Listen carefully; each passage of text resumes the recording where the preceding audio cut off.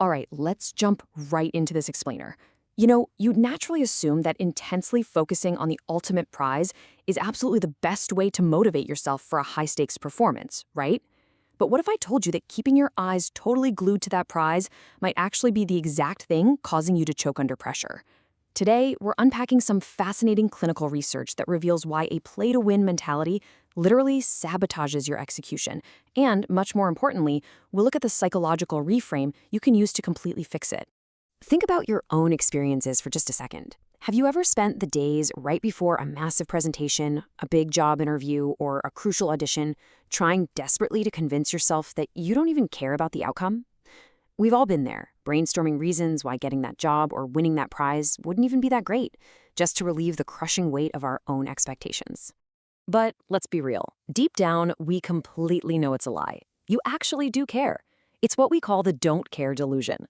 And because you care so deeply, when you finally walk out on that stage or step into that boardroom, that hidden desperation to win just completely takes over. It makes your hands shake, your voice quiver, and your focus totally shatter. We kind of trick ourselves into thinking this intense focus on winning is our ultimate motivator, when actually it's the core root of the problem. And this hidden desperation, it snowballs into a much larger issue known as the proving trap. When we adopt this play-to-win mentality, our brain immediately latches onto a flawless, Instagram-perfect future that hasn't even happened yet. You're suddenly living in this high-stakes fantasy world rather than just focusing on the present moment. The symptoms of this trap are honestly overwhelming. Because you're so attached to this fictional future win, the stakes suddenly feel astronomically high. Instead of focusing on the pure execution of your skills, your brain perceives that you have something massive to lose if you fail, so it hits the panic button. This creates intense anxiety. You walk into the room fully believing you have to prove yourself to the audience, demonstrating you deserve to be there and justifying the time they're spending to watch you. That is absolutely exhausting. It forces you to tighten up and play it safe, right when you need to be at your absolute best. Now, get a load of this startling statistic. What if I told you that focusing on gaining a reward can make your performance drop by nearly 7%, while simply pretending you already have that reward almost entirely eliminates the choke? This isn't just theory, guys. This is backed by some incredibly revealing psychological data. To really understand this, we have to look at a fascinating series of studies by researchers at Caltech and Johns Hopkins. They dug into the psychological concept of loss aversion. Basically, this concept describes how human beings are naturally wired to be much more motivated to avoid losing what we already possess than we are to take a chance on winning something entirely new. Our brains are incredibly protective of what is already ours.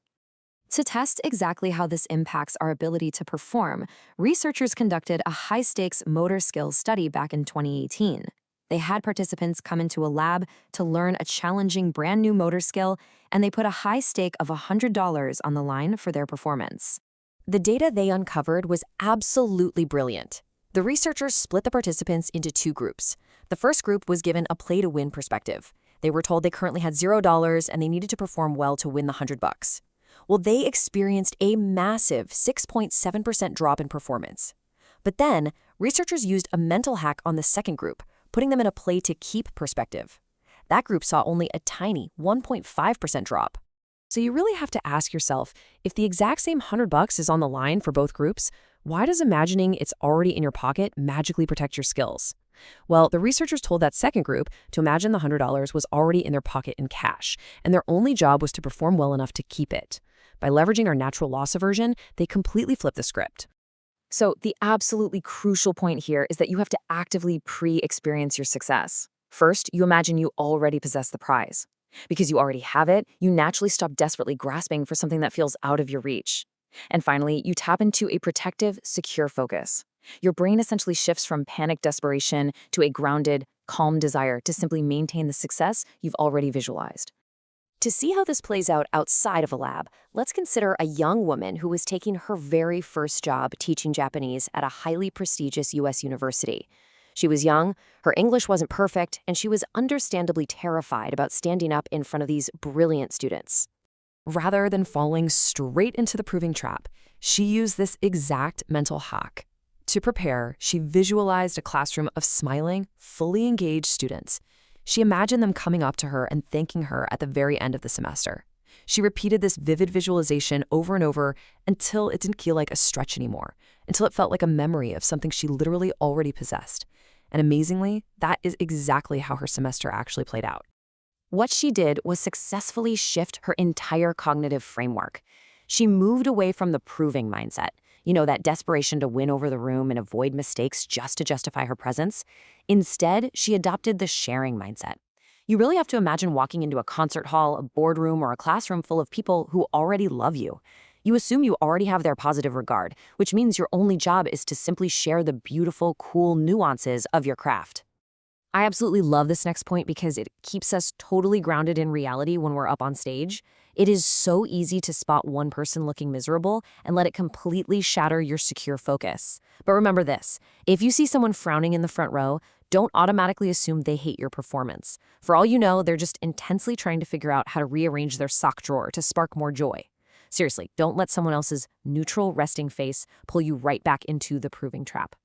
Because when you hold on to that secure focus, the results are just incredible. The real power of the sharing mindset is that you completely stop trying to meticulously check boxes just to avoid making a mistake. Because you feel secure, you naturally start taking more risks. You start to play with spontaneous artistry. You operate with this liberated confidence that an audience can genuinely feel. You aren't asking them for validation. You're giving them a gift.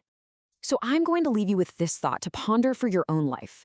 If you truly stop trying to win over the room and you boldly assume you already hold the prize right there in your pocket, how will you use the sharing mindset in your next big performance?